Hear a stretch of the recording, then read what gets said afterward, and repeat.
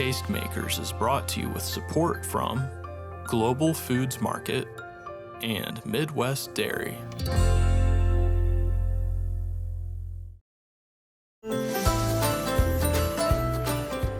Bold Spoon is an apt name for the ice creamery that you are about to visit. Owner Rachel Burns has quickly expanded to owning her own farm, as well as building a production facility that can grow as the company grows.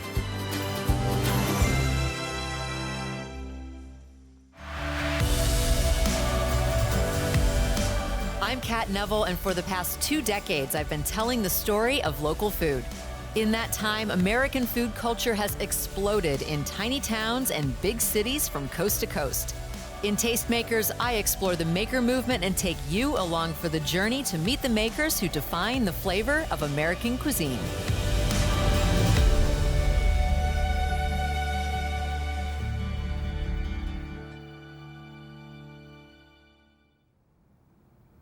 Want to get creative with your ice cream? Well, when we get back from our visit to Bold Spoon, I'm going to show you how to make a chocolate layer cake with ice cream and red wine ganache.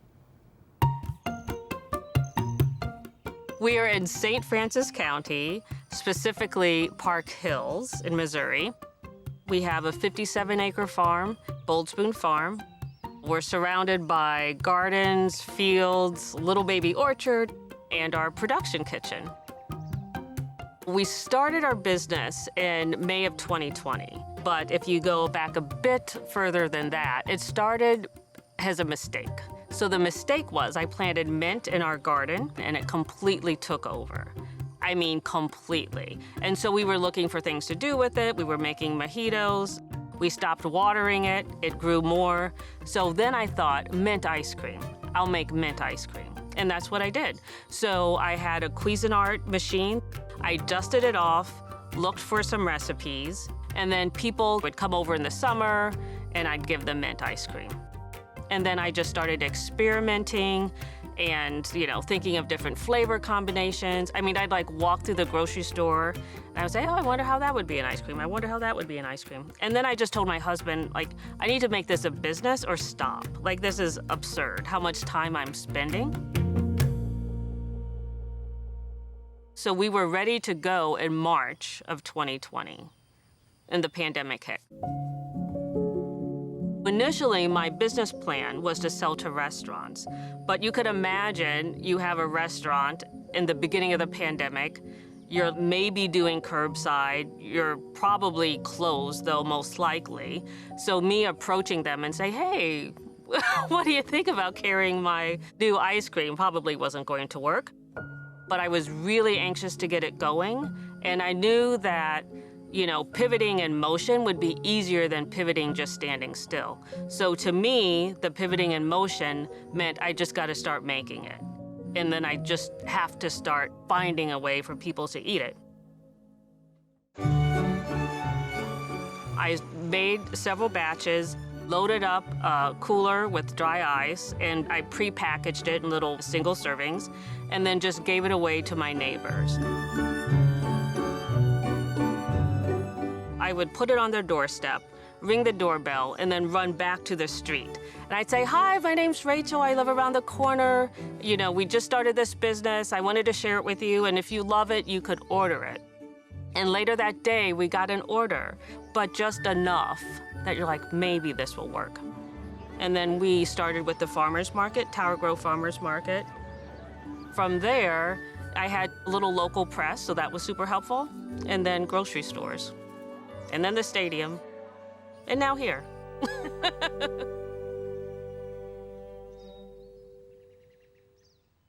Rachel's ice cream truly is farm to bowl because she's growing much of her own fruit and herbs right here on her own farm.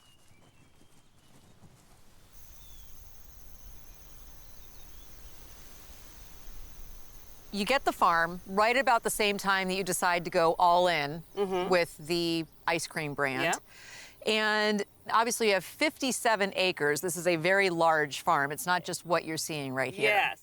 Your husband, Corey, he grew up on a farm, he had knowledge about how to plant different trees and fruits and all this kind of fun stuff. But from a flavor standpoint, How did you decide what you wanted to grow? We just look at what would grow well in our region, what's kind of like a little bit different that maybe others don't have, and then we get at it. So one thing that we didn't actually plant, but we have an abundance of here, is wild blackberries. All of the tree lines that you see are lined with wild blackberries. And we have sweet corn just over there. We milk the corn and then add that to our sweet cream base. So that's kind of the whole body of it. And then just make a blackberry sauce and swirl it in. I love it. And it's so fun that we have all of this to play with. That sounds amazing. Yeah. My idea or vision, which we have carried out, is to have more kind of, I'll call them adult-centric type flavors. We have like our goat cheese and fig, brie and spiced honey. We have a roasted peach now, coffee with Irish cream.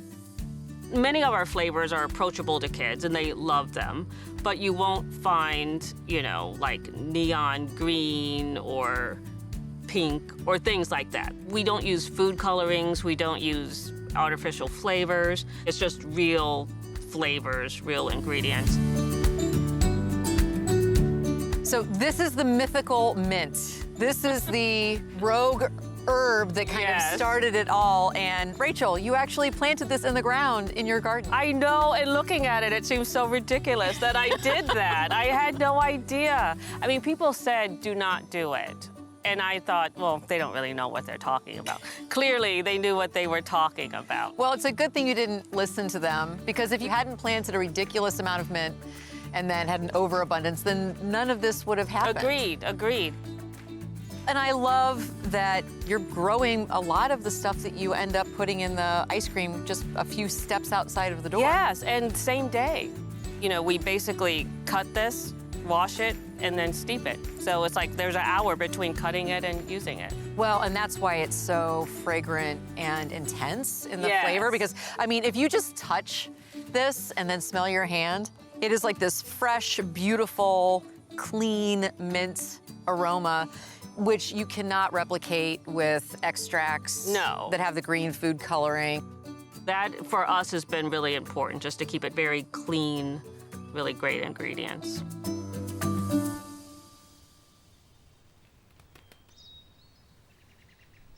So we have 3 people here that work on production.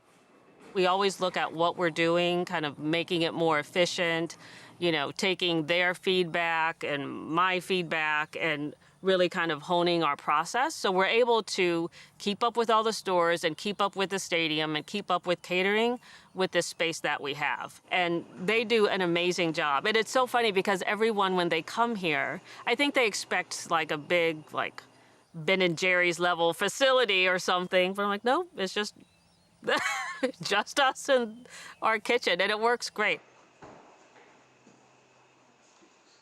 The 3 of you, you've kind of become a tight-knit group working together here, haven't you? Yeah. Yeah? You're creating something that makes people smile. You get to go out onto the farm, harvest things, and play with the chickens, I'm sure. Yeah, for sure. Today, you're going to be making lemon curd. Take me through it. You melt down butter first, and then once you are melting that down, you get all the other ingredients together. Once you prepare that, you mix it together with eggs and just cook it to a certain temperature. There's an art, but also you have to pay attention to ratios. You have to pay attention to things like heat transfer, the changes of states of matter. I mean, all of those are in ice cream. We have field trips here where we do like math and science of ice cream making. We do small business fundamentals field trips and use our business experience as kind of the backdrop for the conversation.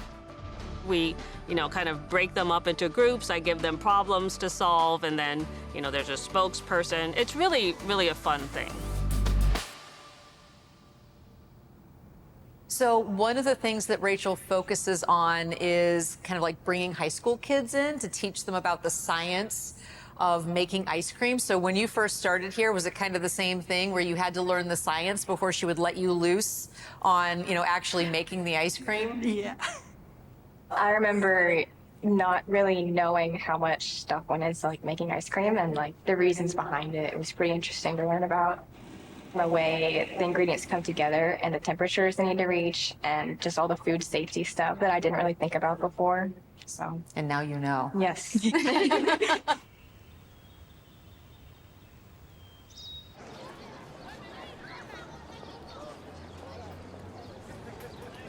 Rachel's first retail location was here at Tower Grove Farmers Market, which is full of hungry people who are looking for a taste of local food.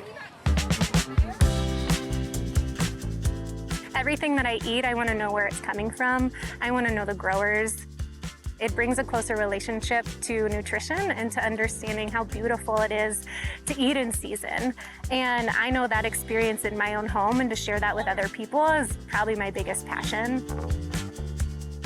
Bold Spoon, they came to us in 2020, and they did so well that they came back after buying a farm and then using things from their farm to put in their ice creams. And then on top of that, they did this Tower Grove Farmers Market series where they would buy things from different vendors like peaches and switchgrass, booze, and put it together in ice cream like perfect. So good. So I love them, and I love what they do. So Tower Grove Farmers Market was really the first place that you did retail. Yes. The vibe is spectacular because, for one, everyone is here to support local. They're in a good mood. I mean, who comes to a farmer's market and is like, no one. It just doesn't happen. Especially if they're eating ice cream. Seriously. And people are here with their dogs. The playgrounds are full. It's just really kind of like the best St. Louis has to offer. So you obviously grow a lot of your own herbs and fruit on your farm, but you also source from the market. We absolutely do. So about 4 booths up, there's Friedel Family Farms. We get our peaches from them. We use a local roaster for our coffee. So it really is spectacular for a ton of reasons. I mean, it's great from a product standpoint. It's local, it's fresh. Yes. But from an economic standpoint, it keeps the dollars local, but you're also For sure. supporting the success of other folks who are small business owners. Yes, we do try to cross-pollinate a ton and cross-promote each other. It's fun to do, it's easy to do, it's the right thing to do.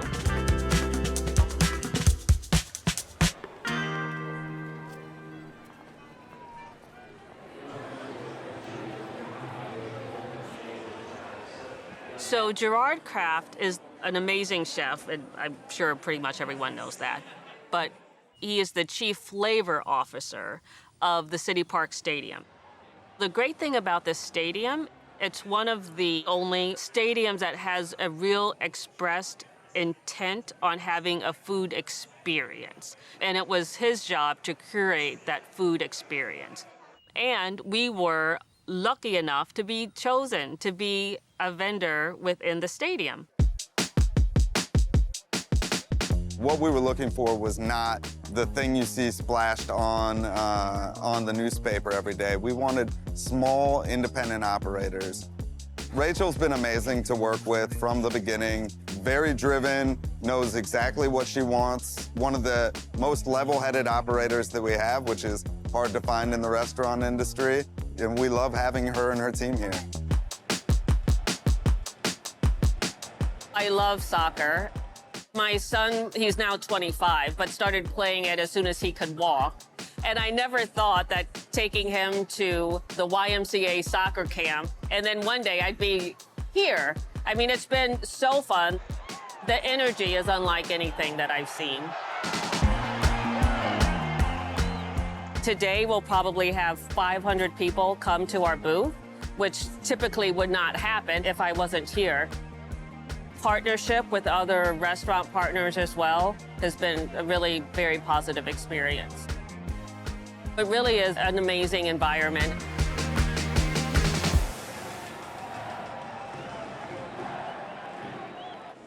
In any given match, we have 3 or 4 flavors and just kind of roll through our menu of options. We have a flavor called City Red and Blue, which is fresh strawberry base with strawberries from our farm. with a blueberry balsamic sauce with blueberries from a neighboring farm. Bold Spoon's farm to stadium approach is really amazing, and it just, speaks to tasting of a place, right? When you eat that ice cream, it is a uniquely local experience because the flavors are from here, the people are from here. And when people came to a City SC match, we wanted them to see all of the diverse food offerings that we have around St. Louis, to have money flowing right back into the community. St. Louis has always been a fan of local. I mean, I've lived here my whole life, and I've always known that to be true. And I think COVID kind of made that more heightened, perhaps, than it was before. And so just the breadth of the variety is amazing. I mean, you have Filipino barbecue, amazing Mexican food. There's something for everyone here. So it's been very well received and important in our community. This is really about kind of lifting everybody else up, and it's about St. Louis, and I think everybody here on City SC is in it for a bigger picture, bigger purpose.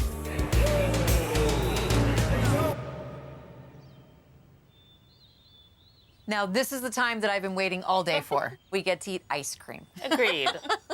So this is goat cheese and fig. Oh, yay. I'm so glad we Yes. get to try this one because I'm so curious.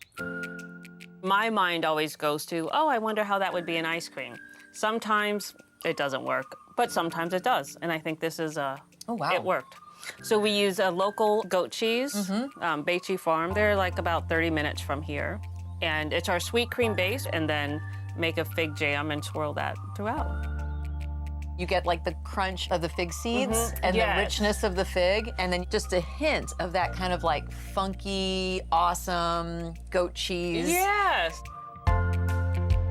The way we make our coffee with Irish cream, we steep the milk and cream in a coffee from a local roaster, and then make our ice cream, and then just splash of Irish cream. You have the coffee flavor, but it doesn't read as coffee ice cream. It's like super Yes. creamy. I always love drinking like Baileys or something I like do that too, when I'm like trimming the yes. tree at Christmas time or something like Yes. that. So this is our vanilla creme brulee. I was making a vanilla and cooked it too long and Yeah. burnt it, but it was great. So I had to keep burning it to figure out what temperature to cook it to, and that's how this came about. And then to mimic the crunch of a creme brulee, we just caramelize sugar. So it's just literally heating sugar on the stovetop till it's like a nice amber brown, and then pouring it on parchment paper. And then as we're extracting the ice cream, we just fold it in. You have the sweet creaminess of the custard, Yes. but then the complexity of that like caramelized sugar, that's delicious. Thank you. This is the garden mint. Yes. Where it all began. So we steep our milk and cream with the fresh mint, just remove the mint leaves, and then make the ice cream. And it has the chocolate freckles. Very, very thin strips. The aroma that we had brushing our hands on the mint leaves is the flavor that is delivered in the ice cream. And it's just pure, natural. There's nothing standing in the way. It's so fun because now we have the space to try a lot of different herbs, a lot of different fruits, and just experiment and see what happens.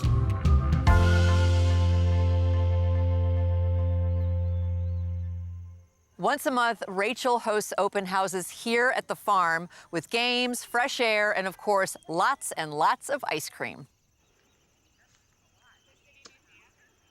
I didn't want it to be that we're just making our ice cream here. I actually wanted it to be like one cohesive kind of space, meaning that we grow a lot of the fruits and herbs, that we could actually invite people into the space to enjoy the ice cream and understand where it comes from. So much of what you do is obviously retail-based, and you Yes. see folks at the market, and you see folks at the soccer stadium, but now you're welcoming them to your home. Yes. It is more than like just, come get ice cream and then go. It really is a experience. We try to give them that. Like someone that, was here at the last open house and like, I really just like strawberry ice cream, but I'm gonna try bringing spiced honey. Which Like, is way yes. more challenging than Yes, strawberry. but they did, and they loved it. Yeah, so it's just fun, you know, try new things, and you know, we just have yard games out, and they kind of play, and they're welcome to walk around and look at the farm. I mean, it's just kind of like an ice cream playground in a It way. is, yeah, it's fun. And all of this started with you taking small packages up to your neighbor's doorsteps, Yes. ringing the doorbell, and because I it was know. COVID, running away and just being Yes. like, maybe you could buy some. I know. It's so funny because when I did this, my husband said, "Are you seriously doing this?" I was like, "I am." I was like, "I just have to start." And it was great. Like, I met neighbors I hadn't met before just because of ice cream. It's wonderful. Yeah, it worked. It worked. So I would just say if people have crazy ideas, just Go for it. just try it. It is interesting how things have evolved from my mistake of mint to like the grocery stores in the stadium. I've never worked harder, ever. But I think if you're working hard and luck comes your way, then you're in a better position to kind of capitalize on it. Sometimes things on their surface, you're like, oh, geez, I don't know how this is gonna work out. But you just have to have faith. And if it makes sense strategically, even if the timing isn't perfect, then I think you really need to kind of rise to the challenge and figure it out, which is what we've tried to do.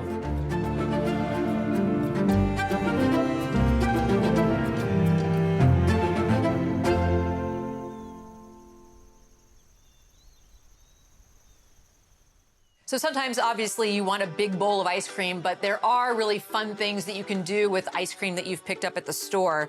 And so I'm gonna show you how to make a chocolate pound cake that is layered with ice cream and a red wine chocolate ganache. So I baked this cake yesterday, and that way it's thoroughly cool. All I'm gonna do is cut it into 3 layers, and then I'm going to take the pan and line it with plastic wrap so that it's easy to take it out of the pan when you take it out of the freezer.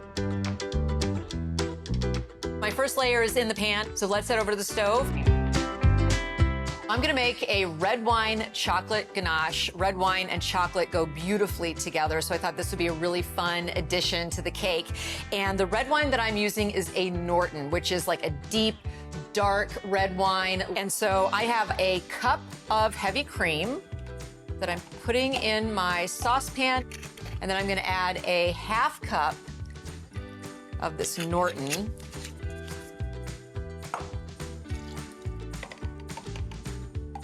All right. While this is heating, I'm gonna go ahead and chop up 8 ounces of semi-sweet chocolate. Put that in my bowl with a pinch of salt and 4 tablespoons of unsalted butter. So our cream is at a boil. Now all you do is pour it right on top of the chocolate.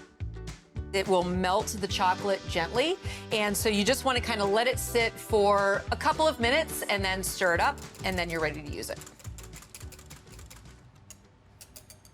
At this point, all you have to do is assemble. And I have some strawberries because I think that the kind of like pop of the acidity of the strawberry against the rich chocolate and then this cool creamy ice cream, it's gonna be super yummy. So we have that layer. Now to add the ice cream. This is the coffee and Irish cream ice cream, and I chose that because it's gonna go really, really well with the coffee that is in that chocolate pound cake recipe. So now I'm just gonna add one more layer and do this all over again. I've kind of pulled the plastic wrap around. Now I'm just gonna cover it with some foil and stick it in the freezer. And you wanna have it in the freezer for at least an hour so that all of these elements kind of firm up. So in my bowl, I just have some heavy cream. There we go. Nice stiff peaks.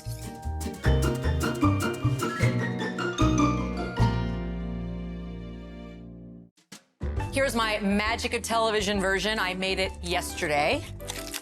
So you'll notice obviously the pan is different, but the layers are the same. I'm gonna go ahead and cover it with my whipped cream. Now I'm just gonna drizzle a little bit of this Norton chocolate ganache right on top. I'm gonna pair this cake with a glass of the same Norton that I used to make the ganache. And Norton is a Native American grape. It is grown widely throughout the Midwest, and it has a jammy, very fruit-forward character. It pairs beautifully with chocolate. And if you want the recipe, everything is on our website.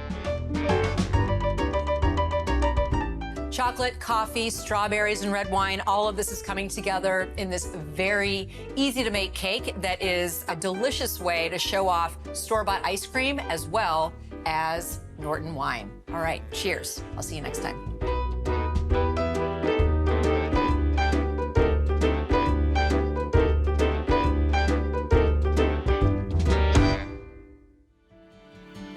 Connect with us online at wearetastemakers.com or through social media on these handles.